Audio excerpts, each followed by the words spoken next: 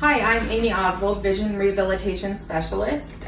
This video is going to be on how to vacuum when you have low vision or no vision. So the first thing we're going to do is, again, we're going to talk about positioning. So one of the vacuums that I like using is these stick vacuums rather than the big heavy ones because they're easier to maneuver. I have a Dyson cordless right here on the wall, and I'm not a big fan of that one. It seems to be a little touchier than this cheaper corded model that's a shark. Things tend to get stuck in my Dyson. Before you actually start and turn on your vacuum, you're going to go around the room and you're going to make sure that everything that's plugged into your outlets, all of your cords and things like that are tucked away. I actually broke a vacuum because I didn't do that, and in one move I sucked up my husband's earbuds, his phone charger, and the hose to his CPAP machine.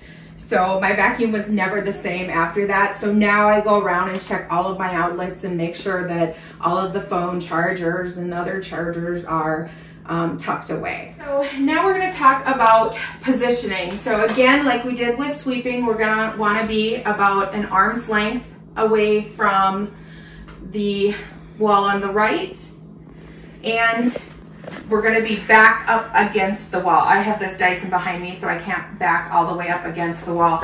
Unlike sweeping, where you took a step back to sweep, with vacuuming, we're going to go forward. And the reason why we're going to go forward is because you're less likely then to trip on your cord.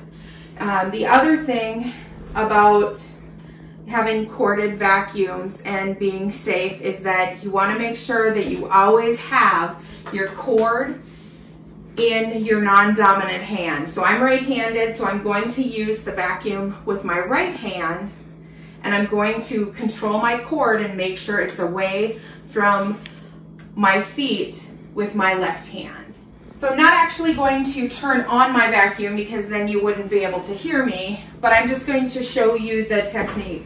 And again, we're going to go in overlapping patterns, and what we're going to do is we're going to go to the right of us, and we're just going to keep going forward. We're not going to go a full arm's length where you bend over. We're just basically going to pull our arm out in front of us, okay?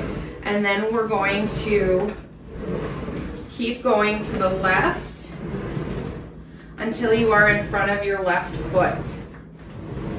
Once you are in front of your left foot, move the vacuum cleaner over to the right again. We're going to take a step forward. Again, I've got my cord controlled with my left hand, and we're going to go directly in front of us, forward and back. And rather than turning the vacuum when you go back, you want to make sure that you do a straight back stroke. And the reason why you're going to do that is because it'll give you more of an overlapping pattern. So again, when I've reached my left foot, I'm going to move the vacuum over to my right, take a step forward, and I'm going to continue that same pattern. If you have any questions on this technique, you can contact me by email at abruner, A-B-R-U-N-N-E-R @nd.gov, or call the Scope for the Blind at 701-795-2700.